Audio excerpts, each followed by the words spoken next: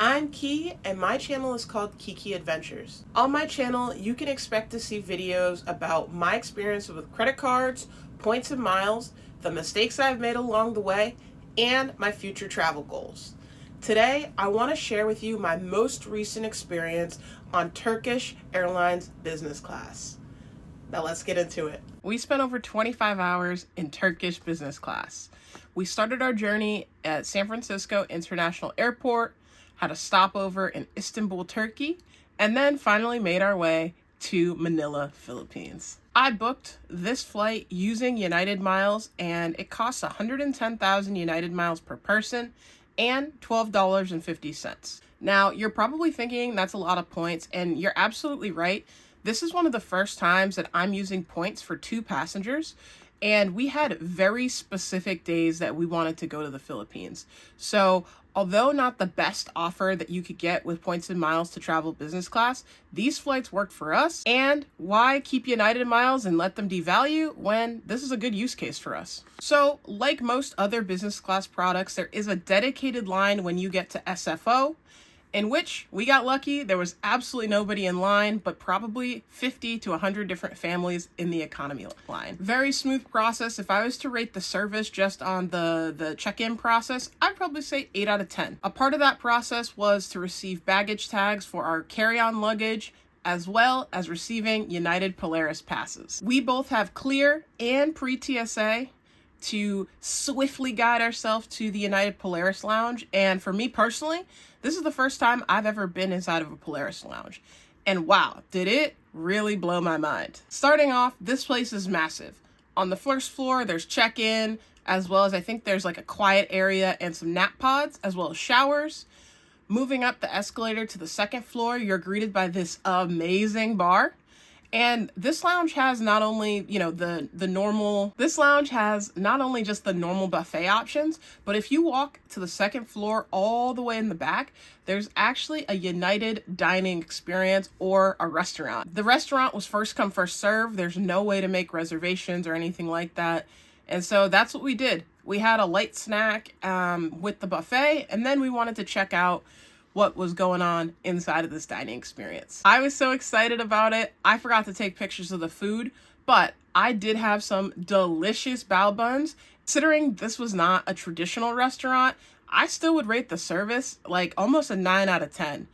Every time I put my glass down, it feels like someone was coming over to top up my water. And our server was very attentive. She asked if we actually wanted everything on the menu to try. But because we're traveling business class, I wanted to make sure I tried everything that the in-flight Turkish dining experience offered. As I've mentioned in other videos, absolutely make sure you're tipping your staff.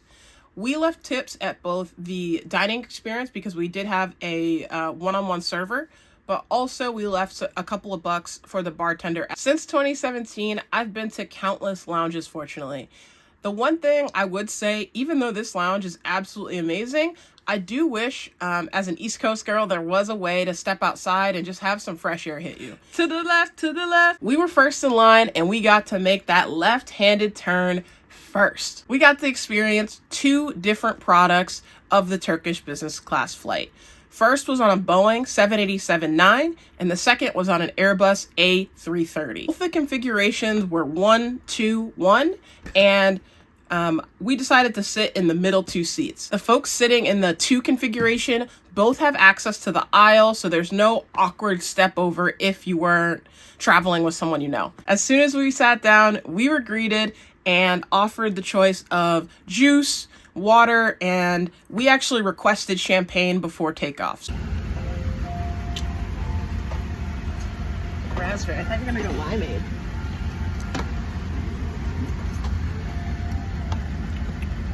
It's quite good. Once all the other business class passengers were aboard, they started handing out these Ferragamo toiletry bags, as well as 2 menus. One that contained the wines and the alcohol offerings, and another that contained all of the food options. I don't know what that is. Yeah, me neither. It's a fancy store. I've seen it before. Okay, so we have some facial mist, this balm, the toothbrush, Ooh, and hair elastic. What's this? I don't know.